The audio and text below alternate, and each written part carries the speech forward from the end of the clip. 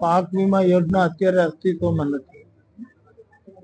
રાજ્ય સરકાર જ્યારે જ્યારે કુદરતી આફતો આવે ત્યારે એનું આકલન કરી અને સીધી ખેડૂતોને સહાય આપે.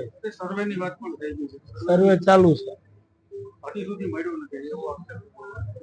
ક્યાં વખત હજી તો અત્યારે સર્વે કરવા જેવું થયું છે. હું ગઈકાલે ગેડ પંથકમાં હતો, હજી ખેતરોમાં પાણી ભરાયેલા.